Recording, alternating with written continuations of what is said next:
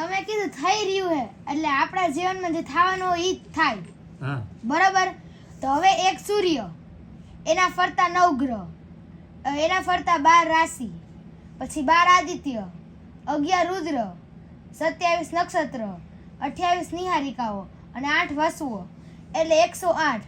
એટલે આપણા જીવનમાં જે થવાનું હોય આ 108 પાર્ટિકલ્સના આધારિત જ હોય. અમારે કાલે દેવંગભાઈની જ્યાં સત્સંગી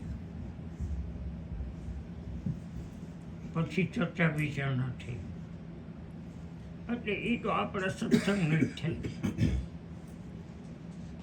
પછી વ્યા ગયા અને હું રાતે અહીંયા હુવામાં આવ્યું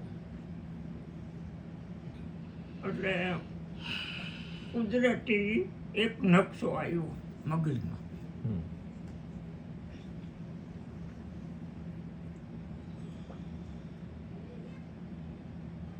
રામે આપણી આ જીવનની ગતિ શું છે? 5 તત્વ અને 3 ગુણ. સમજાઈ ગયું? આની ગતિ છે ને. હવે તત્વો કોઈની હારે સંબંધ ધરાવતા નથી, પૂર્ણ છે અને સ્વતંત્ર છે. પણ તમારા 3 ગુણ આપણા એ આ શરીરની સાથે સંબંધ ધરાવતા છે. સમજાઈ ગયું? એટલે 5 તત્વ અને 3 ગુણ ની આ ગતિ છે અને એમાં હું તમે કાંઈ કરી શકતા નથી. આ કારામાંથી ઢોરા આવી જાય એટલે આવી જાય, આને કોઈ રોકી શકે નહીં. આમાં થઈ જ રહ્યું છે. સમજાઈ ગયું? આપણા નખ વેઠા વેઠ કરે તો એમાં આપણે કઈ કરવું પડે એટલે થઈ રહ્યું છે. એટલે રામે એક સમાજ સુધારક તરીકે મર્યાદા ધારણ કરી. શેના માટે? સમાજ સુધારક માટે. એટલે મર્યાદાને ધારણ કરી એટલે 9 થયા.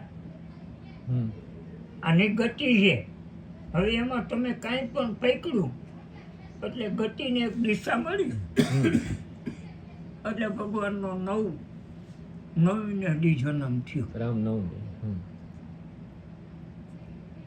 છતાં પણ રામ સફળ થયા. હવે 5 તત્વ અને 3 ગુણ. કૃષ્ણનો 8મ દી રાતે જન્મ થયો. એને કાંઈ સ્વીકાર્યું નહીં, નિરંતર. એટલે જુઓ, રામ વિશે આપણે કાંઈ બોલી ન શકીએ કારણ કે એ મર્યાદા પુરુષોત્તમ હતા એટલે એની શિસ્ત જાળવવી પડે. કૃષ્ણ નિરંતર હતા એટલે એને આપણે ગમે એ કહી શકીએ કે માખણ ચોર હતો, લૂંટારો હતો, મટકીમાં કાંકરી મારી ફોડી નાખતો હતો, ભાગેડું હતું. ગોપી એનો ઓલો વેણું વગાડી સરસ પૂનમ નદીને બાયું બધી આવી વનરાવનમાં અને આવડો હટાઈ ગયો. એટલે કે આ પહેલેથી જ આવું છે. આપણને વેણું વગાડે ને આપણે વનરાવનમાં આવીને હટાઈ જાય આ મારે. એટલે કઈક બાયું એની રીતે એના કે અને કે એ બધું એવું જ કે ને. એટલે મારે અત્યાર સુધીમાં જે સ્થિતિમાંથી પરિવર્તન થયું, ગતિ થઈ, હવે મારું જે જન્મનું 80મું વર્ષ આવશે.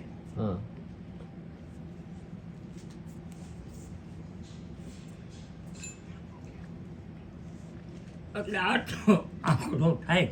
8નો આંકડો થાય. બસ. એટલે કોઈ ગતિ નહીં.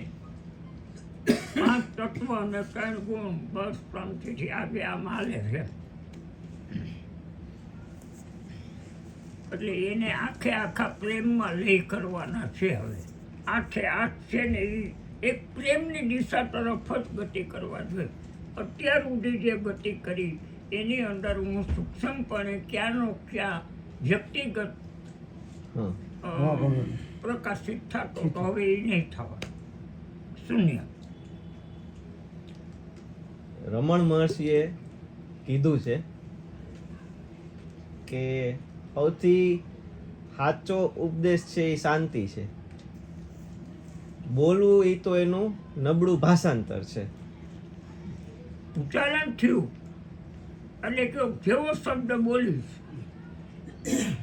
હમણાં દાખલા તરીકે છે ઓલો ગાંડો રોડ ઉપર અપશબ્દ બોલતો જતો હોય પણ હાથમાં લઈને આવેલો જતો હોય. હવે એના આ દર્શનથી જ નક્કી થઈ જાય છે ને ગાંડો છે.